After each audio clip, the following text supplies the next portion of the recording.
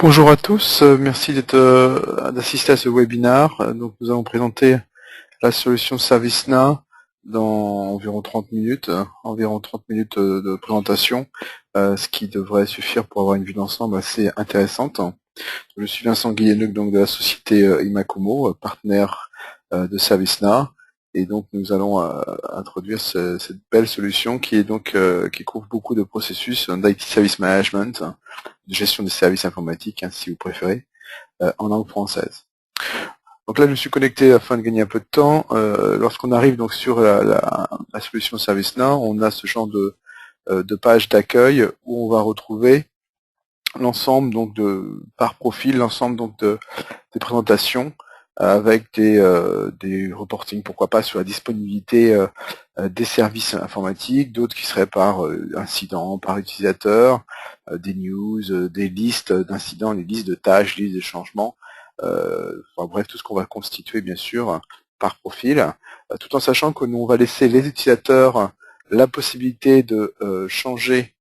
cette homepage, cette page d'accueil, comme ils le feraient dans eGoogle, hein, à vrai dire, c'est tout la même technologie, le même principe, pour pouvoir, par exemple, enlever du contenu, mais aussi, bien évidemment, pouvoir en rajouter par rapport à leur activité quotidienne, ce que eux vraiment ont besoin, et non pas nécessairement leur groupe, et donc de pouvoir rajouter, pourquoi pas, pourquoi pas des éléments de configuration qu'on va rajouter tout en haut. Et donc, comme ça, les gens peuvent s'approprier leur espace de travail afin donc de visualiser ce qu'ils ont vraiment besoin ce qu'ils veulent vraiment voir, ce qu'ils ont vraiment besoin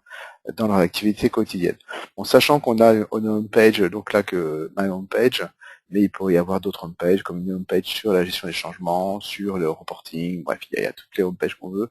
si on le souhaite. La plupart du temps, lorsqu'on va être connecté en tant qu'utilisateur moyen, on va arriver plutôt sur un espace qu'on va appeler utile, hein, qui sera en gros l'accès à des applications pour notamment l'utilisateur finaux, où on va retrouver la gestion d'incidents, la gestion des problèmes, la gestion des changements, la gestion des mises en production. Ça, tout ça étant bien sûr qu'un exemple, hein, on peut avoir bien sûr beaucoup plus ou moins d'applications de processus couverts. On va néanmoins se connecter en tant qu'utilisateur utile. Donc on va imaginer que nous sommes un informaticien quelconque qui va donc avoir accès à ServiceNow. On a choisi la langue française dans un but de démonstration aussi de la langue française. Il y a à peu près une douzaine de langages qui sont supportés. On va retrouver une page d'accueil, bon soit, hein, qui est ce qu'elle est. On va avoir accès donc aussi à un self-service. Donc ça, c'est vraiment le genre de fonction qu'on va offrir à tout utilisateur, qu'il soit d'ailleurs informaticien ou pas, vraiment l'ensemble de l'entreprise, de manière typique encore une fois, pour l'utilisateur finaux, pour que ces personnes-là aient accès à une base de connaissances, d'une part, à la possibilité d'accéder au catalogue de services orientés utilisateurs finaux, avoir mes incidents, mes demandes, le statut, pouvoir, pourquoi pas, participer à une enquête, participer à un sondage, si on le souhaite. C'est vraiment ce genre de choses, typiquement, qui est gratuite et qu'on offre à l'ensemble de la communauté d'utilisateurs. Donc si on regarde un peu ce qu'il y a dans le catalogue de services, à titre d'exemple, on va retrouver beaucoup de demandes orientées, bien sûr, utilisateurs finaux, à savoir, je veux créer en tant qu'utilisateur final un incident. On va retrouver quelque chose de très simple, bien évidemment, en 4-5 champs, donc là il y en a 4 de mémoire, mais qui sont bien sûr tout à fait customisables, pour pouvoir déclarer ce qu'on rencontre comme difficulté sur notre poste de travail, de manière typique. On pourrait tout à fait aussi avoir donc création, demande d'un équipement, dans une logique plutôt destination informaticien, faire des changements standards, reboot de serveur étant un exemple typique, pourquoi pas.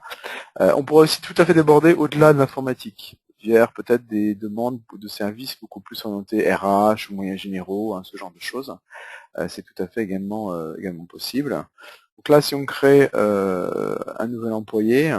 on va supposer que l'on a un nouvel employé qui vient d'arriver dans mon équipe, Monsieur Durand. Bon, tous ces champs, de toute façon, sont complètement modulable, il est développeur, soit travail informatique, ok, et puis on va lui mettre un BlackBerry, pourquoi pas. L'idée étant bien sûr de customiser ce package de demande de service. Par défaut, on a choisi que tout employé avait un ordinateur de bureau, soit il y a un coût associé, il y a un temps de livraison. Il y a un BlackBerry, bien évidemment. Là, vous vous rendez bien compte que d'un point de vue graphique, alors certes, au niveau du processus, on s'est inspiré, dit-il, on colle tout à fait à la logique au niveau recommandation, vocabulaire, mais également d'un point de vue ergonomie, on a s'inspiré de Amazon, de Google, on s'est inspiré de FedEx, tout ce genre de sociétés leaders au niveau de l'Internet, pour pouvoir avoir quelque chose de tout à fait non seulement facile à utiliser, mais quelque chose également que tout utilisateur connaît d'un point de vue ergonomie, et il n'y a pas besoin, très peu de formation. Donc là, je commande mon ordinateur de bureau et mon BlackBerry, et je vais voir, associé à ma demande, un workflow de réalisation avec une approbation, dans ce cas-là, mais qui peut être bien sûr tout à fait